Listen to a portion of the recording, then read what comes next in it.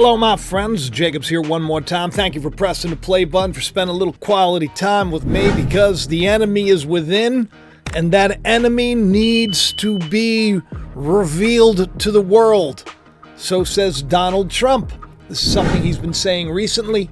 You probably have heard him say the enemy is within when it talks about our own country, about how the country has been taken over from within, that there's been some kind of a coup and that the enemy has come in and they're bringing in hordes of people from outside of the country into the country. This is something that he's been saying.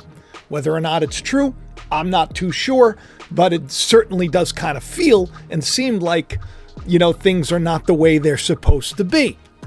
But he said the enemy is within today again in regards to some documents that were released on behalf of Israel.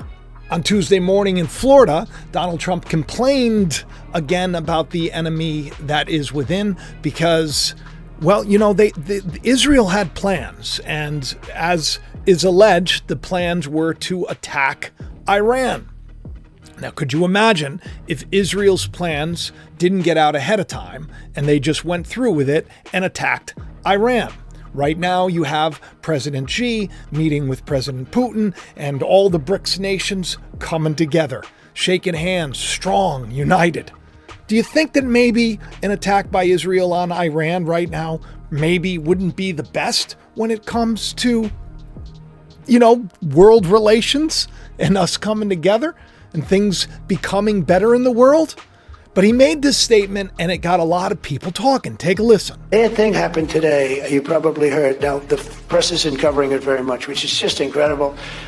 Possibly our Defense Department or somebody. Anyway, it was leaked. The entire military plan of Israel. The military plan. The plans they have at the highest level, it was leaked. Highly confidential information. It was leaked by somebody. They have no idea who did it. The way that Israel's going to fight and how they're going to fight and where they're going to go. And somebody, who did that?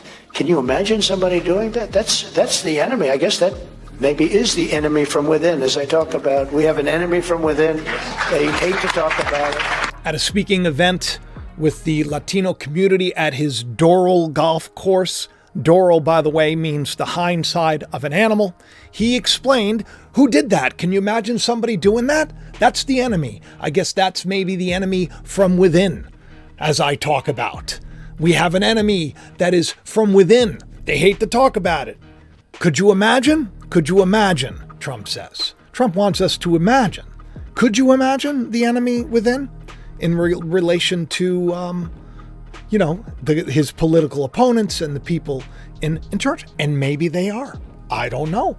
He could be the enemy. We don't know. That's the thing today, because there's so much nonsense being spread on both sides. That's the enemy. I guess that maybe is the enemy from within. As I talk about, we have an enemy from within. So many different stories out there. So many from supposedly reputable sources.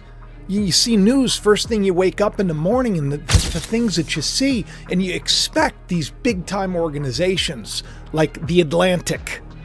Not that exactly it's held for its great stature in the world of news and media, but The Atlantic it's a pretty established periodical. They put out this article today about the Trumpster that is just, it's horrible, the things that they're saying. They said the one officer who was, if you probably remember, she was killed a while back when he was president. He said he was going to pay for things and he seemed to care. And now they're putting out this article that said, and this really got to me, because it's like, it's such a big news source that you would think that it would have some credibility to it, but it seems like all credibility is lost. He said he wasn't going to pay for it. First of all, he said he wasn't going to pay for it. And he said this, which is, I'm not even going to say it because it's so terrible, to even put that out there. But who's to say what's true and what's not true, right? Turns out people that were actually there, like Mark Meadows, he said I was there and he would never do that. And all the reporting that is right now starting to surface about this story, it's like the sister and like the family, they're all like supporting Trump. Once again, you know, how can they say such things if they're untrue? Now, what I don't understand is why Donald Trump won't have his campaign like refute this. You know, refute this, because on the other side, you have people saying, no, this was, you know, there were credible sources that said that he, you know, didn't pay for this funeral, reduced her to something pretty horrible, and seemed to not care at all, and also said, I wish I had the generals of. Yeah, that's what the article seems to say. A lot of people saying it's corroborated. My goodness gracious, you know? If it is true, how could you vote for him? And if it isn't true, how could you not sue them? That's the thing. Because then the question becomes, it's like, is this all to just get everybody so upset and so riled up that when things maybe don't go the way they want, that, you know, a powder keg is lit? God forbid. This is why I want everybody to keep their heads. You don't know who to believe. You don't know who to trust. Kamala Harris saying, you know, that Trump is threatening, he's going to lock up all of his opponents. He's going to lock them all up. Talked about locking people up because they disagree with him. This is a democracy. And in a democracy, the president of the United States, in the United States of America, should be willing to be able to handle criticism without saying he'd lock people up for doing it. Meanwhile, Joe Biden says yesterday in a press conference, he says he should be locked up. And then he went on to say, oh no, politically locked up. We should lock him out. I don't know how you politically lock up somebody.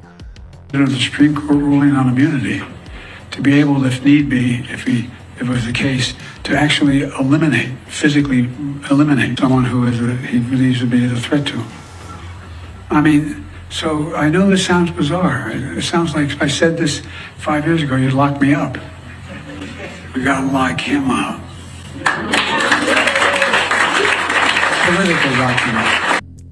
It seems to me like, you know, there is some serious witchcraft going on. That's what I call it. I call it witchcraft because it's propaganda. It's using behavioral insights. It's fake news, which of course Donald Trump was the guy who came out and coined the phrase. Who do you believe? Who do you trust? All I do online is see people getting other people provoked. I call them provocateurs. I just wish I saw less fear and rage baiting and more unity. You know, instead of fight, I put out there, I said, you know, maybe Trump should change it to unite, especially since he knows the enemy is within. Something I've been saying for a while. There's so much nonsense being spread on both sides. It's spooky. But you know what's really spooky is 22 weeks and 2 days earlier. That's right. The Dan would be so proud of me. I put this post out in regards to a video that I put out about Iran and Israel, where I was asking, where are the peacemakers? When are we going to have people talking about making peace? When are we going to have an end to the wars and all the rumors of wars that we hear that was promised in the end times? When's that happening? I wrote on May 20th, I said, Antichrist has been here for a long time at work within the minds of everyone, sadly. It takes seeing the enemy from within to defeat the enemy without. So, ironically, here I'm doing all these videos. I just did a video about how Donald Trump is not the Antichrist, and I explained what the Antichrist is. If you haven't seen it, watch that video right there. You'll appreciate me. I also just uploaded it completely to X. If you're not following me on X, you should. It's at JacobIsrael71. I post there a lot.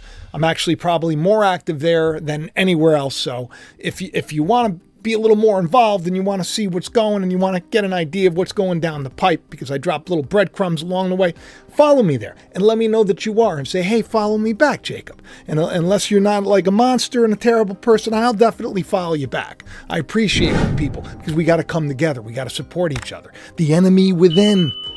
I put out the video about the enemy within, and now we see it in the world. We see Trump declaring the enemy from within. But I think to myself, You know, there's a story in the Bible, in the book of 2 Kings, chapter 6, where Elisha is talking to the sons of Elisha, we'll say like the students of. And what ended up happening was there was an enemy that was going to come against Israel. It was King Aram and his crew. And they had a problem with Israel, and they were planning on attacking Israel because Israel was... See, this is the weird thing, right? Because it's kind of like flip-flopped. Today, we're hearing about this leak, which, by the way, is a massive leak. Some people are already saying that maybe it was, somebody who's Iranian that leaked it that was inside, but the enemy's within. It's ironic. The whole thing is ironic. In just the past week, Donald Trump has repeatedly called his fellow Americans the enemy from within, and even said that he would use the United States military to go after American citizens. And let's be clear about who he considers to be the enemy from within. Anyone who refuses to bend a knee or dares to criticize him would qualify, in his mind, as the enemy within.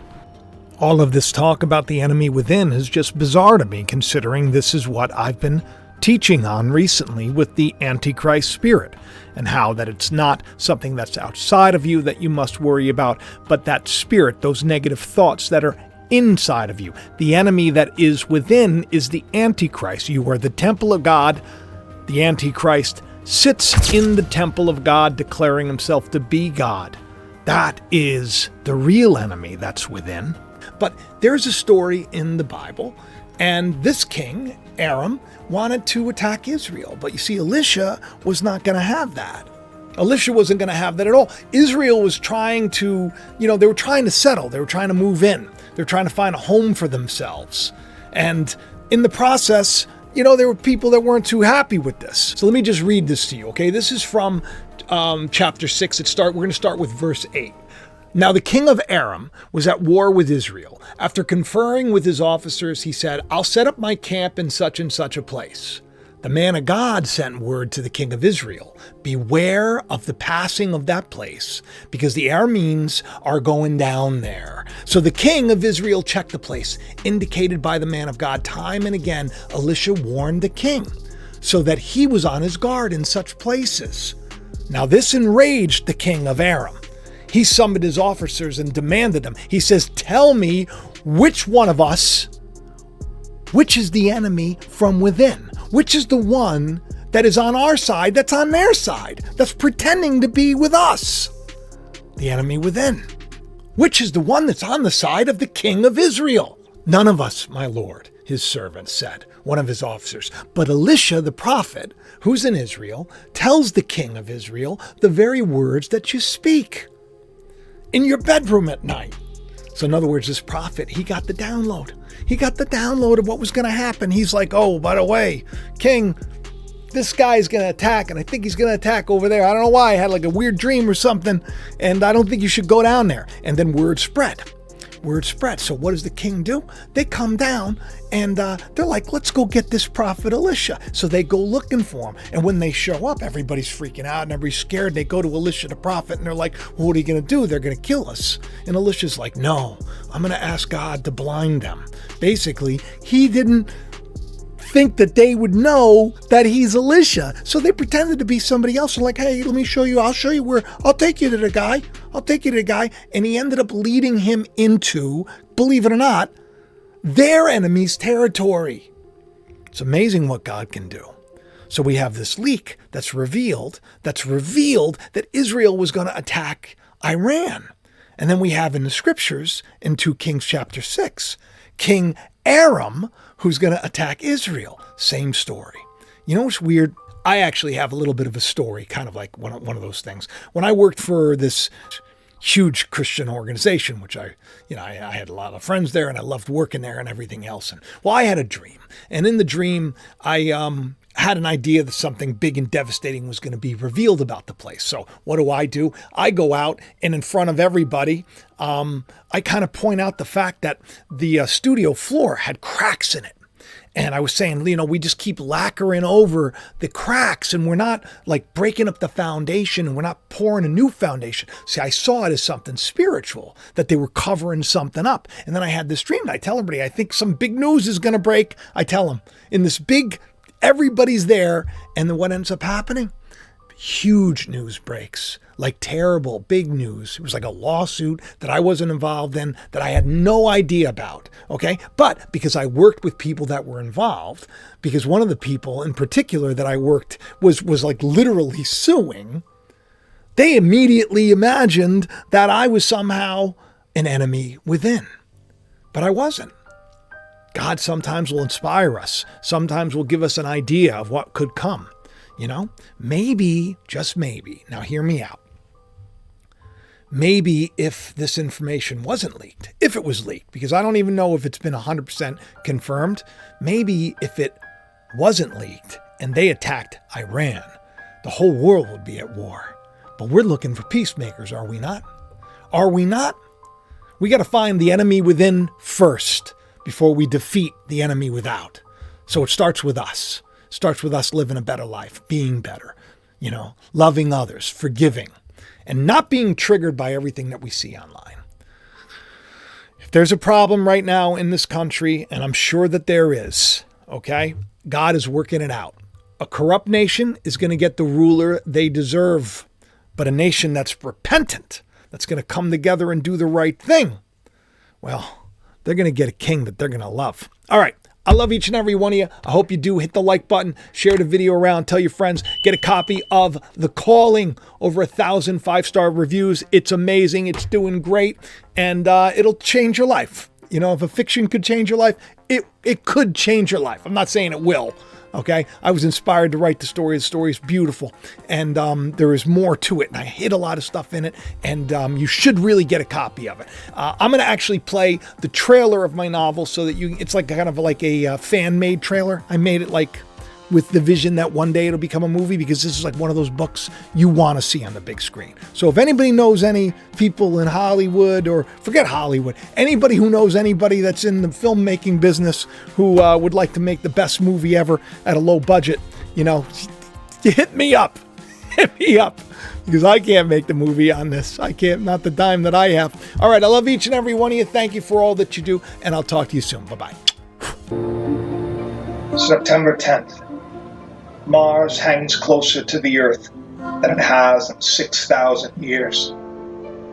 Like the light that led men from the East to a child in a manger, it could well be a sign of good things to come.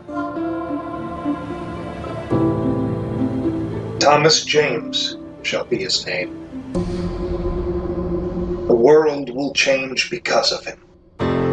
In the small town of Bethel, in a time not unlike our own, a child with a great purpose is born. Years later, alienated by his peers and abused, Thomas suffers a devastating loss. When it appears he has nothing left to live for in the world, this is when his true calling begins.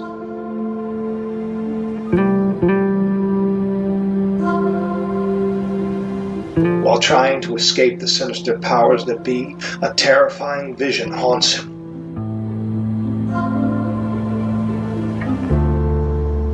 Miraculous events seem to follow the peculiar young man as he struggles to come to terms with what he was born to do. The stage is set. The time is at hand. The truth will rise and a revolution will begin. The startling revelation of who Thomas James is, truly, will change the lives of those around him and set off a chain of events long ago foretold. There is more to this novel than one might think. Inside these pages hides a treasure just waiting to be discovered. So if you've ever wondered if there's more to life, or why it is we suffer, then this story will not only captivate you, it may just open your eyes to a truth that could set you free. Find out what is in us all that makes us heed the calling.